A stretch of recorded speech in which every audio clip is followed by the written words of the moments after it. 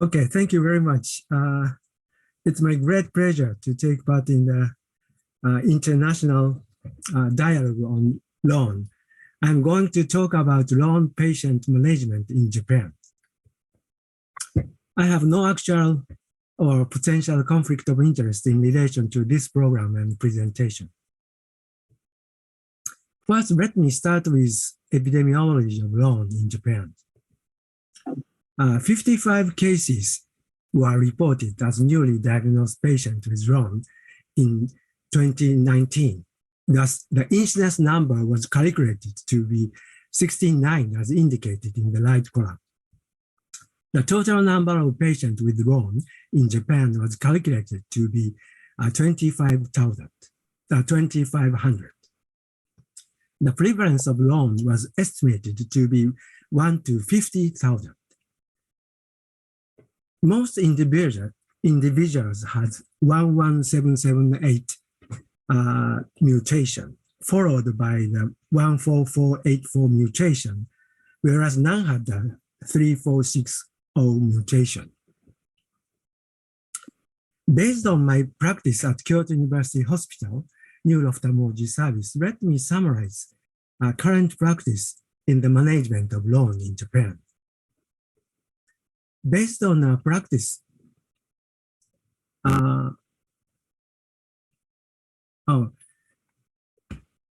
as you see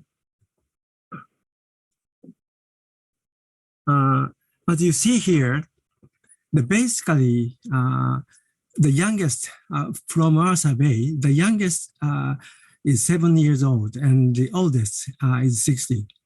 And the median age male was 31-year-old. The age of onset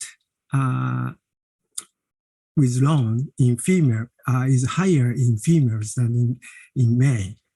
And compared with other countries, the average age was higher, and male accounts higher percentage in cases. And it's very interesting to see, based on the Japanese epidemiology of LHON, the number of male to female proportion has been increasing. So from 68% in 1973, then 92% in 1995, and finally 93% in 2014.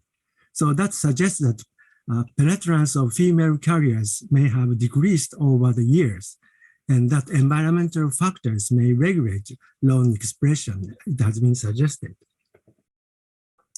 So current practice in the management of LHON in Japan. And based on my practice at Kyoto University Hospital Neuro-Ophthalmology Service, let me summarize current practice in the management of LHON in Japan. Based on our practice on the analysis of mitochondrial DNA mutations, a total number of samples positive for mitochondrial DNA mutation in terms of 3 main point mutation is 9 patients in 31 patients tested for about 5 years. So that 1 to 2 patients per year.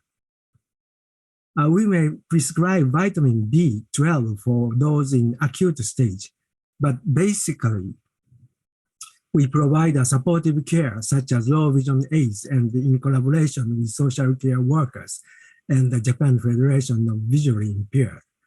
So, frankly speaking, we are far behind in terms of genetic treatments as far as LHON concerned. The main obstacles to diagnose and treat LHON in Japan. As you see, the genetic analysis must be carried out by ourselves and not to convey the Japanese health insurance system. The cost of genetic analysis is expensive, but we have to pay all the expenses by ourselves. The cost of full genome sequencing of mitochondrial DNA is all the more expensive, so that we have not yet done, even with patients clinically suspected of LHON and negative for the main 3-point mutations. And also, Japan has strict regulations for approving new drugs. For example, Idebenon is not approved in Japan. LHON is a rare disease. The sample size is small. LHON patients are often young, so observation for a longer period may be needed for truly proving the safety and efficacy. LHON patients may have not only main 3-point mutation, some other mutations at the same time. This may result in difference of the effect of gene therapy among all. So let me provide you a topic of interest in Japan. A transcorneal electrical stimulation test has shown some positive effects in the treatment for activating the retina and optic nerve, such as anterior ischemic optic neuropathy. But eye irritation may occur. Skin electrical stimulation recently developed is free from corneal complications, and it also elicits the necessary phosphene response, as with TESS. This is an ongoing clinical trials to test the efficacy and safety skin electrical stimulation for rare hereditary optic neuropathy.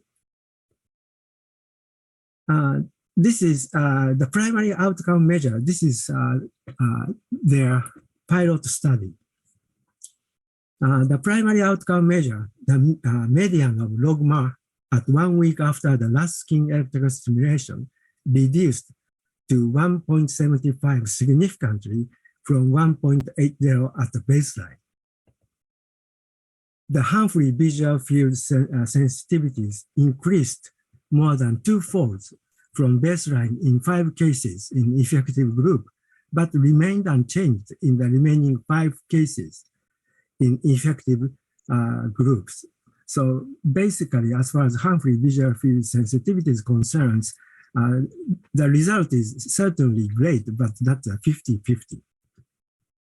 As you see, there is an issue about a single arm study because of limited cases, but it will be interesting to see the results. So this is about it in Japan. Thank you.